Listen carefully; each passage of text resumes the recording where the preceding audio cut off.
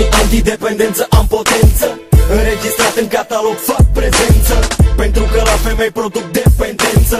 În corpul tău fără nicio influență. Sunt dependent de bani pentru că trebuie să-i fac. Nu îmi ajunge o plasă, trebuie să-mi iau un sac. Sunt dependent de muzica pe care dai din cap. La masa mea, în fața mea, o sticlă de coniac. Vrei să faci bani?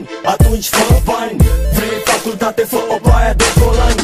Vrei să fii cineva sau să fii altcineva? E treaba ta, dar eu rămân tot așa. Dependent de independența pe care o am. Dependent de prezența mea în fața unor fani. Dependent de indiferența pe care o posed. Dependent de tinerețea care trece lent. Zilele vin, zilele trec, timpul zboare și ești tot mai dependent. Dacă vrei să fie bine, învață cum să zbori. Dacă nu vrei să zbori, atunci o să mori. Zilele vin, zilele trec, timpul zboare și ești tot mai dependent.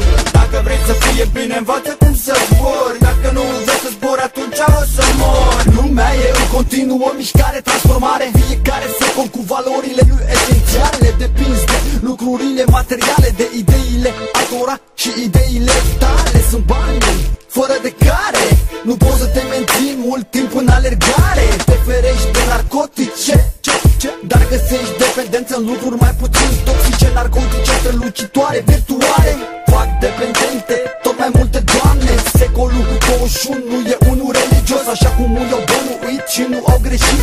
Noua biserică e o companie multinațională. Banul e singura icoană. Refuză să te închini, puțin curaj